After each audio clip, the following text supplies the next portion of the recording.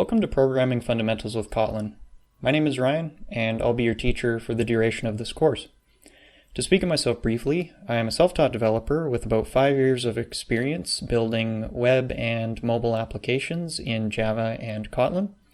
When I'm not working on my own projects or freelancing, I spend a great deal of my time teaching programmers and scripters like you on YouTube, often live. Since I don't have a degree in anything except industrial dishwashing, and I'm not kidding about that, if you would like an idea of where I'm at as a programmer and if I'm qualified to teach you, then I would strongly encourage you to go and check out my open source repositories on GitHub, which is basically my resume. Since I don't have a degree in anything, then I really have to be good at writing code in order to be qualified as a teacher. Anyways, enough about me. Let's talk about you. This course is primarily intended for two kinds of individuals. Firstly, for beginners and junior programmers looking to learn how to write clear, concise, efficient, and modular application code in Kotlin with no prior experience required. Whether you want to transition into Android, front-end web, or server-side applications, I promise to give you a solid foundation in the Kotlin language that will apply in any of those different settings. For the beginners, I will also secretly be teaching you the timeless principles of building programs properly, and there is a way to do it properly and a way to do it poorly. But instead of ramming a bunch of jargon and technical definitions down your throat, and making that huge mistake that so many other programming teachers make, which is explaining jargon and technical definitions with jargon and technical definitions, I will be teaching you these principles in the code. Now, I may introduce some jargon if I feel like it's something that will help you communicate with other programmers, but you really have to trust me that I'm not going to do that unless it's something that I really do think is important for you to know.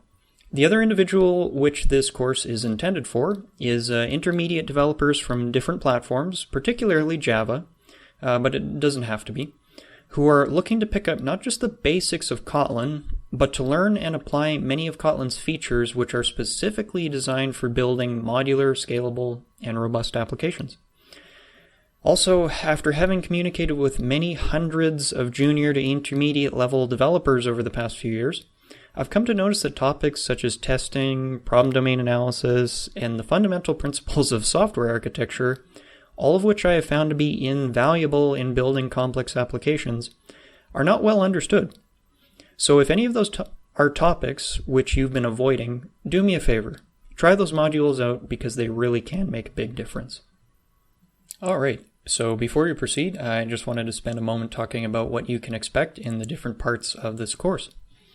So, for starters, in part 1, we will set up our coding environment, which requires only a browser. Now, you can use an IDE like Android Studio, IntelliJ, or Eclipse if you already have one set up. But if you don't know what that is or what any of those things are, then don't worry about it. You don't actually need that for this course. We'll also do a syntax practice exercise, which is going to be low pressure. All you have to do is follow along with it. And what it's going to do is it's just going to get you practicing typing the language, which is the core skill and the fastest way to learn the new language. So all you got to do, even if you have no experience, is just follow along. And I think it'll be I hope you will trust me that it is to your benefit to do that.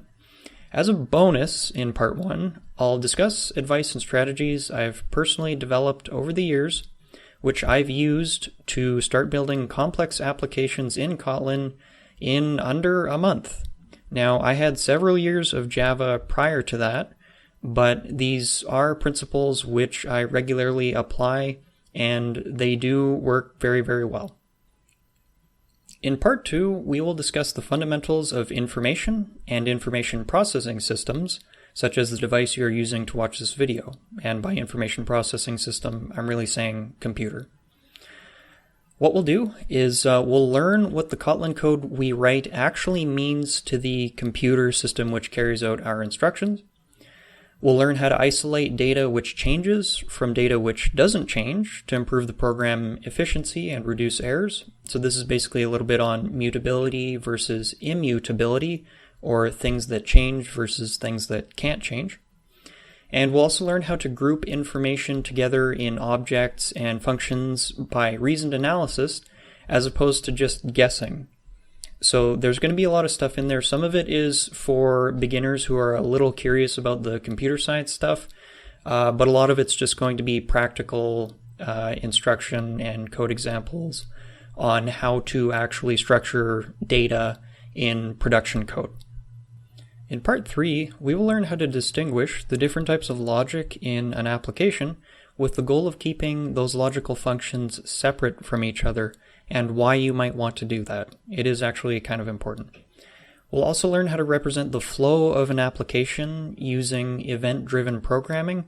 That sounds kind of complicated, but it's actually easy and very useful to do. We'll also learn how to respond to those events in a logical fashion. And we'll learn how to handle errors gracefully instead of just ignoring them. So part 3 is all about functions. In part 4, we will be talking all about software architecture. Well, actually coding all about software architecture. And what I believe to be the most important concepts. And this is kind of my specialty. So what we'll do is we'll do things like learning how to use interfaces to increase the modularity of applications. And also that will open the door to design patterns like the facade pattern and its cousin, the repository pattern, which we will learn how to implement in at least a small way. We'll cover other topics like applying the open-closed principle from solid principles, using extensions and abstract classes, and I think this is one of the parts which will be especially useful for the junior to intermediate developers, because it'll kind of demonstrate some of the things that a lot of people have difficulty with, like, for example, communicating with a local and remote or cloud-based data source. As for part 5, we're going to talk about some of the topics which are not mentioned quite as often, which are still very, very important. So that includes problem domain analysis, which is essentially the way you begin to design a new application. And then we'll also talk about the principles of testing, and I'll briefly touch on test-driven development to solve complex problems faster, catch typing errors sooner, and to know exactly when your program is complete. So there's a little bit of something for all skill levels in there, especially for you intermediate developers who haven't gotten into testing yet. So obviously we won't be doing enormous examples, but I will teach you how testing works in a simple example, and the principle remains the same when you're testing more complicated applications. To finish this video off, I wanted to spend a moment talking about why I chose these particular topics. The topics we just went over happen to be just about everything I wish I was taught as a beginner. So for the beginners watching this in particular, I'm going to ask that you please trust me that none of these topics are filler material, and they will all help you build better programs. I really am not just teaching anything arbitrarily to pad out the length of my course.